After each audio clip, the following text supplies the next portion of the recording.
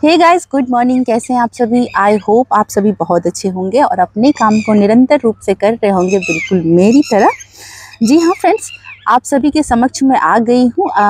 जैसे कि आप सभी ने PSU लाइव विद अमिता पे पोस्ट देखी होंगी कि मैं अप्रेंटिस से रिलेटेड वीडियो लेके आ रही हूँ कि ये क्या होता है, कैसे कर सकते हैं, पावर ग्रिड में इसकी क्या रिक्वायरमेंट है, कैसे लगती हैं जॉब और इससे क्या क्या फ़ायदे हैं। तो मैं इससे रिलेटेड आज वीडियो बनाने जा रही हूँ। आई होप आप सभी को अच्छी लगे। तो फ्रेंड्स, अब हम जान लेते हैं कि अप्रेंटिसशिप क्या होता है। तो अप्रेंटिसशिप आप ऐसे मान सकते हैं जैसे कि मेडिकल कोई करता है तो उनका इंटर्नशिप होता है, यानी कि थ्योरिकल और प्रैक्टिकल दोनों में बहुत अंतर होता है फ्रेंड्स। थ्योरिकल में क्या होता है ना, जैसे कि टेक्निकल कोर्स जो कर रहा है, ITI, डिप्लोमा, बीटेक, वो अगर चाहे कि हम प्रैक्टिकल बेस पे ग्राउंड लेवल पे कुछ वर्क सीखे, काम सीखे, तो वो अप्रेंटिसशिप का कोर्स कर सकता है। जी हाँ फ्रेंड्स, तो अब आगे जान लेते हैं। यह कोर्स भारत सरकार के द्वारा अप्रेंटिस एक्ट 1961 के तहत युवाओं को स्किल करने के लिए चलाई गई थी। यह ट्रेनिंग 1 ईयर के लिए होती है। अब समझ लेते हैं कि आप जब टेक्निकल कोर्स कंप्लीट करके आते हैं, जैसे कि बीटेक, ITI, डिप्लोमा, तो उसके बाद जो है आपके पास ऑप्शन रहती है गवर्नमेंट जॉब प्रिपरेशन की। तो जी हाँ फ्रेंड्स, आप गवर्नमेंट जॉब की प्रिपरेशन कर सकते हैं, लेकिन अगर आप सोच रहे हैं कि अप्रेंटिसशिप भी कर ले साथ साथ, तो आप वो भी कर सकते हैं। देखिए फ्रेंड्स, आप अप्रेंटिसशिप का कोर्स में इनरोल हो जाइए, उसके बाद आपको उसमें सैलरी भी मिलेंगी और आपका जो टाइमिंग रहेगा ट्रेनिंग का, तो वो 9 to 5 रहेंगी। इससे क्या होगा फ्रेंड्स, आपका फाइनेंशियल स्थिति भी सही रहेंगी। और अगर आप चाह रहे हैं कि कभी मैं गवर्नमेंट जॉब में जाऊँ, तो आप साथ साथ आपका प्रिपरेशन होते रहेगा और फाइनली आपका गवर्नमेंट जॉब में भी सिलेक्शन होने का चांस है। अब सवाल ये आती है कि अप्रेंटिसशिप करना ज़रूरी है या फिर इसके बिना भी काम चल सकता है। तो देखिए फ्रेंड्स, काम तो किसी चीज़ के बिना भी चल सकता है, ऐसा कुछ नहीं है। लेकिन अप्रेंटिसशिप का क्या फ़ायदा होता है ना, अगर आप थ्योरिकल नॉलेज आपके पास है, विथ आपके पास प्रैक्टिकल नॉलेज भी हो जाएंगी, तो आपके करियर ग्रोथ के लिए काफ़ी अच्छा रहेगा। तो मेरे हिसाब से अगर आप पूछिए तो ज़रूरी है भी, नहीं भी है। पहले हाँ पक्ष में हम बोलते हैं, ज़रूरी इसलिए है क्योंकि आपको प्रैक्टिकल नॉलेज होने के बाद अब कभी भी किसी भी जब फील्ड में आप जाइएगा PSU वाले गवर्नमेंट में, तो आपको ना कोई भी काम करने में प्रॉब्लम नहीं हो, क्योंकि आप वो चीज़ को सीखे होंगे, ग्राउंड लेवल पे आप जाके उस चीज़ को जाने होंगे, समझे होंगे। तो मुझे लगता है प्रैक्टिकल नॉलेज काफ़ी ज़्यादा ज़रूरी है करियर ग्रोथ के लिए। और अब जान लेते हैं कि अप्रेंटिसशिप करना ज़रूरी क्यों नहीं है। देखिए फ्रेंड्स, अगर आपको लगता है ना कि टाइम मैनेजमेंट करने में आपको प्रॉब्लम हो रही है 9 to 5, तो आप अप्रेंटिसशिप का कोर्स नहीं करें, क्योंकि आपका जो गवर्नमेंट जॉब की प्रिपरेशन है उसमें थोड़ी सी रुकावट हो सकती है। ठीक है फ्रेंड्स, तो अगर आप वीडियो में कंटिन्यू है तो ये हम समझ सकते हैं कि आपका अप्रेंटिसशिप करने का मन है। तो आइए अब शुरू करते हैं कि अगर आपका मन बन गया अप्रेंटिसशिप करने का, तो किन किन चीज़ों की ज़रूरत पड़ती है। ठीक है फ्रेंड्स, तो सबसे पहले आप यह सारे डॉक्यूमेंट रेडी कर लेना। और मैं बता दूं कि एप्लीकेशन फॉर्म भरने के लिए आपको कोई भी फीस की ज़रूरत नहीं पड़ेगी। ये वाली डॉक्यूमेंट सारे आप रेडी कर लेना। ठीक है, गवर्नमेंट का एक पोर्टल होता है, तो अब आपको क्या करना है ना, अप्रेंटिस पोर्टल पर जाकर सबसे पहले आपको रजिस्ट्रेशन करवाना पड़ेगा।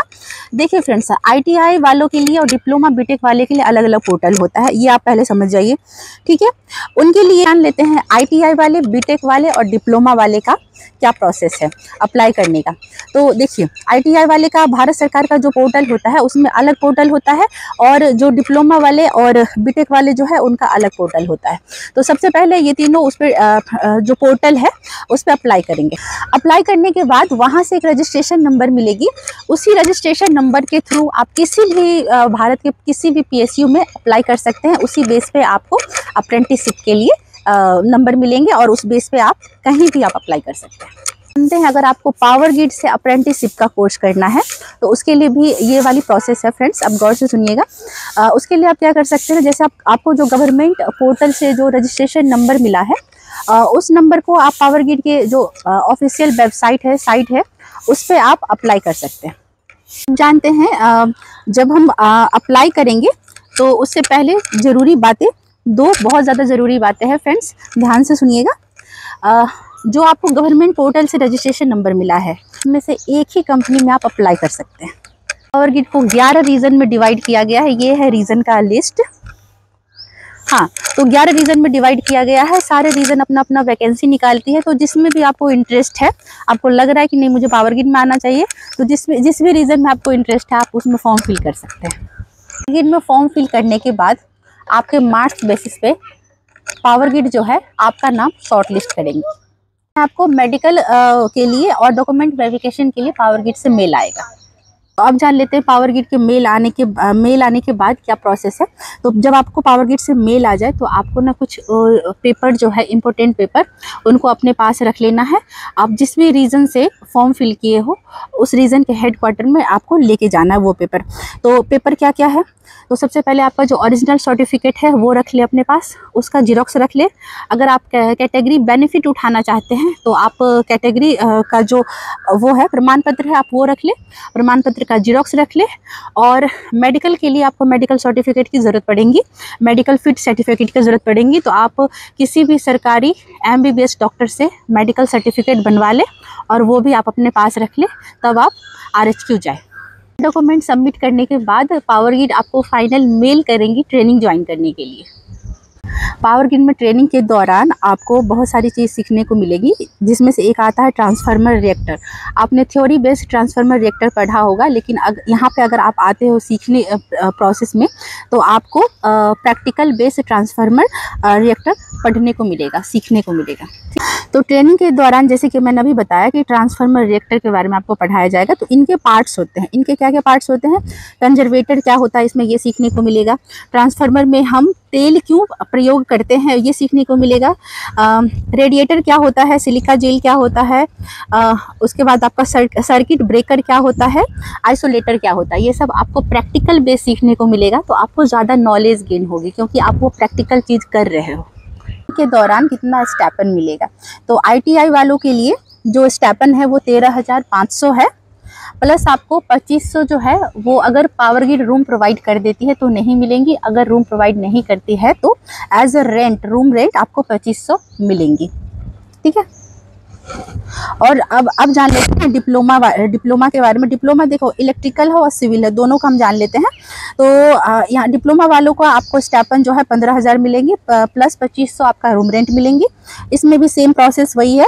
अब जान लेते हैं ग्रेजुएट वाले के लिए। ग्रेजुएट जैसे बीटेक वाले हुए, वो सिविल और इलेक्ट्रिकल दोनों के लिए जान लेते हैं हम। तो ग्रेजुएट वाले के लिए क्या है, 17,500 आपको स्टेपन मिलेगी, प्लस आपको 2500 रूम रेंट मिलेंगी। ऐसे ही आपका 1 ईयर कंप्लीट हो जाएगा, उसके बाद आपको सर्टिफिकेट इशू करवाया जाएगा। ठीक है। लग रहा होगा कि 1 ईयर का जो हम ये ट्रेनिंग कंप्लीट किए हैं उसके बाद हमको पावर ग्रिड में परमानेंट जॉब मिल जाएंगी, तो ऐसा नहीं होता है फ्रेंड्स। पावर ग्रिड आपको इस बेस पे, इस ट्रेनिंग बेस पे गवर्नमेंट जॉब देने के लिए बाध्य नहीं होता है कि ये जो हमारा सर्टिफिकेट है वो कहीं पे एक्सपीरियंस बेस्ड काउंट हो, तो वो नहीं हो सकता फ्रेंड्स। हाँ, एक चीज़ ज़रूर हो सकता है, जब आप कभी प्राइवेट सेक्टर में इंटरव्यू दे रहे हैं तो आपका जो ये नॉलेज आप गेन किए हैं 1 ईयर का, वो नॉलेज कहीं प्राइवेट सेक्टर में कुछ बेनिफिट हासिल कर सकता है। अगर आपके पास नॉलेज रहेंगी ना फ्रेंड्स, प्रैक्टिकल बेस आपका जो ये 1 ईयर आपने जो प्रैक्टिकल बेस नॉलेज गेन किया है वो आपको गवर्नमेंट सेक्टर में भी फ़ायदा दिलाएंगी। एक्सपीरियंस बेस नहीं, आपका ये नॉलेज बेस ही काम आएंगे। करती हूँ फ्रेंड्स कि आपको सारे कंसेप्ट बहुत अच्छे से क्लियर हो गए होंगे। अगर माइंड में कोई क्वेश्चन रह गया होगा इस टॉपिक को लेके तो आप कमेंट सेक्शन में ज़रूर लिखें। अगर वीडियो पसंद आए तो लाइक करना मत भूलिएगा, शेयर सब्सक्राइब ज़रूर कर दीजिए, क्योंकि हम बनाते हैं ऐसे वीडियो जो आपको बेनिफिट हो। हम काम करते हैं इस वीडियो पे घंटों ताकि आपको बेनिफिट हो। Thank you so much.